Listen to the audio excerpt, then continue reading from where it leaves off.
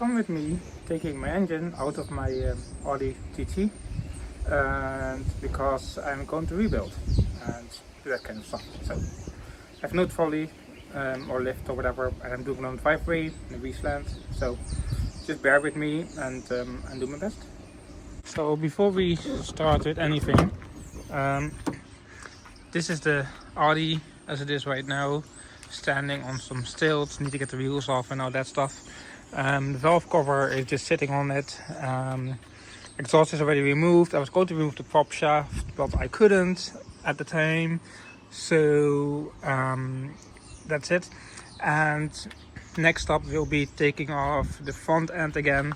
I put it on because I was doing some measurements, and I don't want to gas the air conditioning, so I'm thinking maybe I could just undo the bolts of the air conditioning pump, leave it all connected, because the lines are literally just going past there, which means that if I'm lucky enough I can take it off at once and don't have to redo the air conditioning stuff, and I don't have anyone to get the gas out. When I do that, I'm going to lay underneath the car, check the subframe, see what I can get off. I have a trolley to lower the whole thing, but as you can see it's pretty low, and the trolley that I have is pretty high, which means that technically it should just drop off and roll out. That's the concept, and in this video I'm just going to show you what I'm doing in the process. I'm not going to do an time lapse. I will update what I took off, and just to show you and to get an idea about the tools and the work involved, etc, etc. So to start with, as you can see, I put the car up as a stilt like that. The reason is because it gives me more space to work, I think, and because I'm dropping the engine and taking it out from the front. With the trolley underneath, it should be better, hopefully. And plus I will raise up the car when I take the wheels off, and I think it compromises for kind of the system and the way it works. So let's see how that goes. This is the little trolley, by the way, that I'm going to use. I had my engine on there, I had my gearbox on there, and it seems to be okay. So hopefully enough to get the gearbox and engine out of the car. The way I like to do things is I prefer to keep all the wires inside the car unless I have to. So I almost disconnected everything. The starter motor still there, then all the wires there, and there's one here on the alternator that I still need to remove, which is a recap.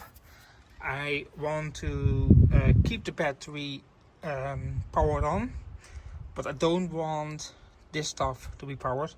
So I'm going to check in the Fusebox and see which wires or which fuses I need to disconnect. So these wires are no longer live, if they are live, and that allows me to keep everything connected wire wise.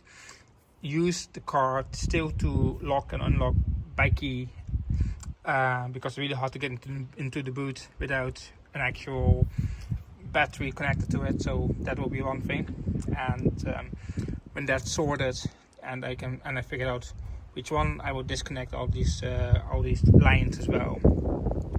The other thing I would do is add my oil line there, because I have all these alternative lines that is not part of the car technically. So all these lines will be going gone. Keep in mind this wire is live, and you can disconnect the fuse 31 or so, and for these for the alternator it's this one over there. This I want to document. So basically underneath there is this thing. You have to take the clip up, and then the V-ball goes in there. That disconnects the front, which is not that hard, but just so you know. Here you can see the car with the whole front end off. Had to disconnect the air conditioning pipes because they go the other way around. So as you can see, they go around here in the inside. If they went on the outside, that's fine. So if you want to, you can put them back on the outside If you ever need to take the front end off, you could just literally just slide it to the driver's side and you don't have to disconnect it all. Makes it easier. Other than that, on wiring wise, there's not much. Everything's already off. All these pipes are off. So like I said, the prop shaft have to come off, drive shafts have to come off, and that's pretty much it. And then hoist up the car, and or maybe don't even have to. Maybe just leave it as this. Take the shields off, take the drive shafts off, and see if it comes out. And of course, also before I forget, the subframe has to come off. From what I could see, there are some torque bolts there. There are some bolts there on the right hand side. Right here, I think it's the bottom one. It looks the same on this. It looks like this is this bracket over here, that side, and some torque bolts underneath. I think it's a 13mm, feels like one. But then there's something on the other side as well, so I will investigate that. But I'm going to take this thing off anyway, and then go from there. So that's the car up. Wheels are still on. I'm leaving them on for now, just so I can look underneath, see what I'm going to do with the subframe. See what I have to get off first before I take stuff off. And while I'm doing that, I have to wait for my new tools for drive shafts, prop shaft, all that stuff. In the meanwhile, you have the space to work with and go from there. So to remove this, it's pretty straightforward. There's basically three in here, which is this one. It's an TT Mk2, it says here. So it's one of those 12 spline ones on both sides, and then over there, over here, not this side but the other side, there are two 13mm, and if you loosen these and on the other side as well, it would just drop off. Subframe removed. As you can see now, from here on, it should be pretty simple. To remove this shield, which sits right over there, you need this one, and it says 8mm, so that's what you need. From what I could see, I had to hoist the engine up again, as you can see right there, to get these prop shaft bolts off, which is 10mm actually, one of these. So be careful, because I did round one bolt. I will replace them with upgraded ones, but it should be 3 based on my spare one. I will show you anyway. So here's my new prop shaft, and you can see 1, 2 and 3, that's where they are. One of the issues you have to be careful with, and as you can see, the moment you take that prop shaft off, it will, if you haven't removed everything, it will topple the engine. As you can see there, in my case all these drive shafts are being renewed, but it's not the smartest thing. So I'm going to see if I can find anything to hold this up. So I put the pedal on it, hoisted the engine up, put the crate, the dolly, whatever you call it, slightly more in or out towards the front. Then hoisted up at the alternator, dropped it again. So now it's fully on both the pallet and the yellow trolley. Now what I had to do is disconnect these drive shafts. As you can see, everything is disconnected. Prop shaft is off. Well, it's not off, but it's disconnected here. So hopefully by doing this and disconnecting these, it will make stuff easier. And then if those are loose, that's loose. Technically the engine could come out this way. As you can see, it did scrape slightly there, but it doesn't make a difference. Roll it slightly that way, it should come out. Next step, I do not recommend as your own risk. What I'm doing is I'm going to try and see if I can put one wheel on the ground, and if I can, to loosen the drive shafts. Which side I start with does not matter. is because it rotates and I can't find the right tool. With the car lowered, you can still see it's still on the ground, and one of the reasons I think is because the engine is cutting on that bolt right there. So what I'm doing is I'm going to try put the cranky under the alternator to slightly move it, and then hopefully it will drop down. That worked pretty well. It sits right underneath there. What I will do also on this side, I'm going to remove this mount.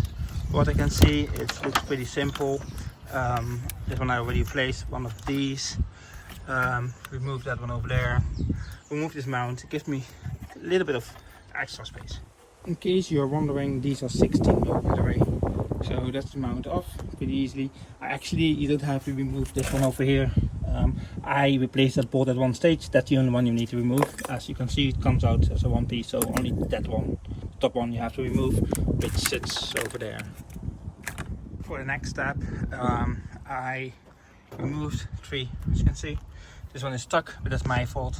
I used a different tool, didn't work, and this one is stuck. We'll fix it. So what I did was I moved the car up, moved the engine up, bit by bit, moved the engine slightly that way because it kept cutting on that bolt over there. So I moved it all around a wee bit, and now I'm going to remove the rest of the driveshaft on the driver's side. With one of the carriers now completely loose, I'm going to see if we can hoist up the engine slightly, disconnect the carrier from the engine, make sure it's all clear, and then drop the engine again. There you go, you can just loosen it, it's like that. If you don't want it like there, you can always zip tie it somewhere there, but for now it looks like this could be fine. So let's start on that side, which seems to be the hardest side. The passenger side requires a bit of wiggle, so I had to move it left and right till it actually came out. I do have a wee dent in here. I'm not sure if that affects anything, but it doesn't really matter in my case, but just so you know. But pretty much the engine is out. As you can see, I'm just disconnected. Just make sure that it clears, but there should be no wires here anyway that could interfere. And with the wee trolley, which I have pointed kind of in the middle between the gearbox and the alternator, it's not straight, but it doesn't matter as long as it sits on. Yeah, can come out. So I'm going to roll out the engine, put the wheels back on, put the steering wheel back straight. Then, sorry for my voice, remove the stilts because that needs to go behind under the Mk2 so that he can be back on the ground. Here's my car again, and there is no engine. So that's the whole process of what I had to do. If you're interested of what else I'm going to do on this car, make sure you follow me here and on TikTok, because that's where most of the stuff goes. YouTube is mainly for how to do stuff, but the idea is to wire tuck this engine bay as much as possible before new stuff comes in. That's my new DSG shifter that I put in the car. So Fusebox stays unless I can find a way to move it, but see all these wires here, I want them all gone, hidden, whatever. I don't want them there. So that's one of the things I'm going to focus on. Same with all that stuff, all gone, and hopefully that's it. So make sure you follow.